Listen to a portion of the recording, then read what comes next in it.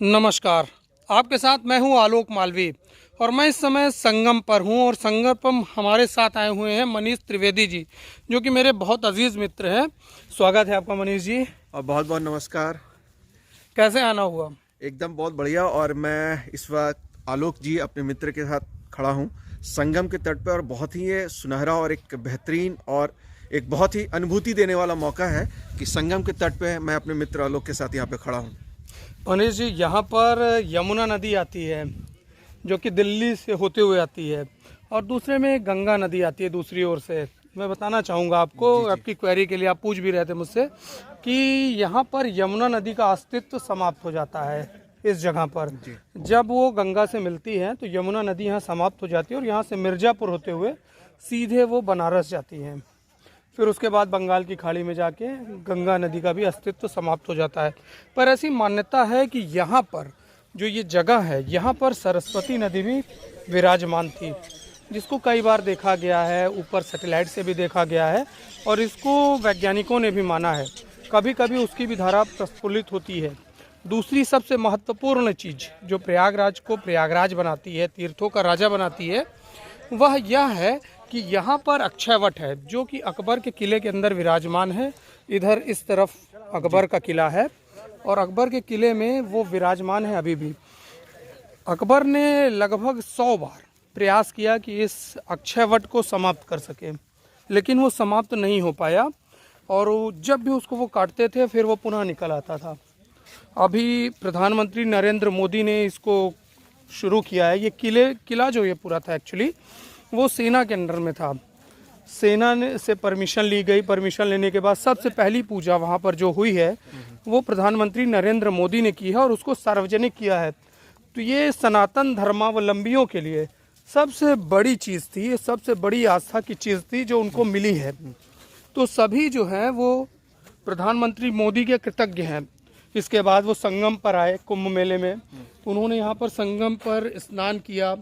स्नान करने के पहले उन्होंने यहाँ पर आरती की, पूजन किया, और इसके बाद सबसे चीज़ मनीष जी मैं बताऊंगा कि वहाँ पर प्रयागराज में आकर उन्होंने जो स्वच्छता कर्मी है, सफाई कर्मी है, उनके पैर पखारे थे सबसे पहले। उसके बाद से सभी जगह ऐसा होने लगा। तो कैसा महसूस आप कर रहे हैं इसकी महिमा को जानकर?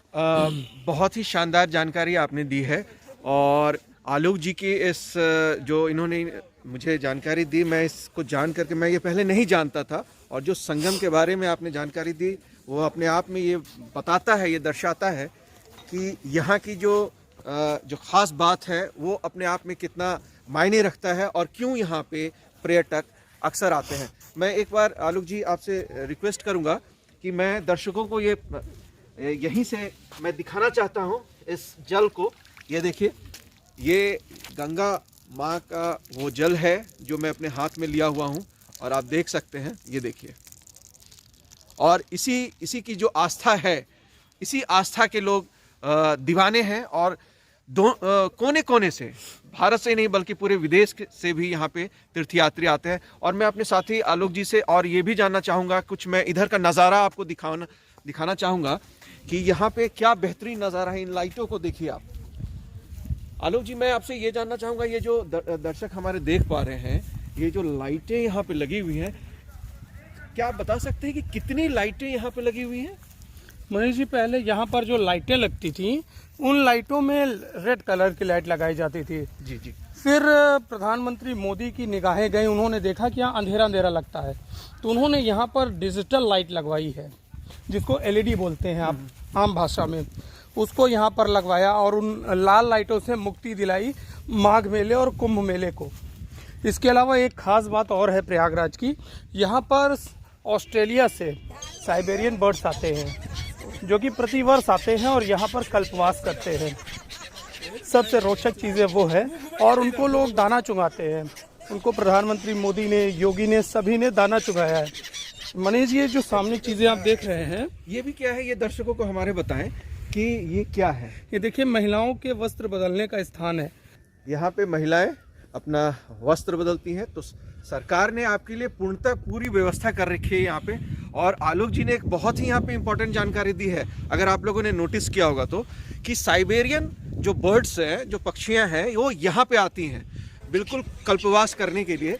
और ये अपने आप में एक बहुत ही अनोखी जानकारी आलोक जी ने दी है। जिन दर्शकों को ये बात नहीं मालूम थी वो इस बात को हमेशा याद रखें कि यहाँ पे टूरिस्ट तो आते ही हैं, लेकिन यहाँ पक्षियाँ भी साइबेरिया से यहाँ पे आती है। और एक बार मैं फिर से ये नज़ारा आपको दिखाना चाहूँगा कि क्या बेहतरीन नज़ारा लग रहा है। आप ये देखिए कि ये संगम तट का ये वो नज़ारा है जिसे देखने के लिए देश और विदेश से लोग आते हैं।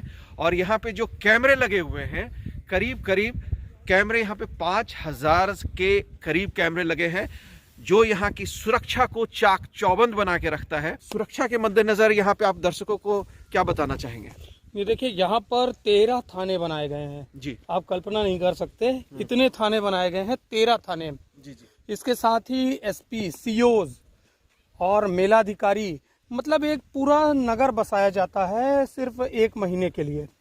और उसकी तैयारी जैसे ही ये मेला ख़त्म होता है फिर से अगले मेले की तैयारी शुरू हो जाती है। ये सनातन काल से मेला चला आ रहा है। आप इमेजिन नहीं कर सकते, जितनी भी कई देशों की जनसंख्या है उससे ज़्यादा यहाँ पर लोग एट प्रेजेंट आ चुके हैं सिर्फ 1 महीने में। अब आप सोच सकते हैं कि इन्होंने बताया कि 5 करोड़ लोग यहाँ पे स्नान इन्होंने पिछली बार किया था, तो आप समझ सकते हैं कि इन लोगों को ये कैमरे अपनी निगाह में रखती है, कैमरे की जद में ये रहते हैं। तो सुरक्षा के मद्देनज़र से संगम घाट बिल्कुल सुरक्षित है। और अभी भी मैं जब यहाँ पे आया, आलोक जी मुझे बोले चलिए मैं आपको घुमा के लेके आता हूँ संगम के तट पर। तो मैं जब आ रहा था तो मैं अपने आप को बिल्कुल ऐसा फील कर रहा था कि मैं पता नहीं कहाँ जा रहा हूँ, मैं कौन सी जगह जा रहा हूँ। मैं बिल्कुल इन रोशनियों के बीच चकाचौंध अपने आप को महसूस कर रहा था। सुरक्षा के पुख्ता इंतजाम थे, सिक्योरिटी टाइट है, कैमरे लगे हुए हैं और नज़ारा आपके सामने यहाँ पे मौजूद है। तो स्वागत है तीर्थराज प्रयाग में। तीर्थों का राजा प्रयागराज आपके स्वागत के लिए पलक पावड़े बिछाए है। आइए प्रयागराज में और स्नान करिए संगम में, पवित्र भूमि पर, और इस रेती का आशीर्वाद लेकर अपने जीवन को कृतार्थ बनाइए।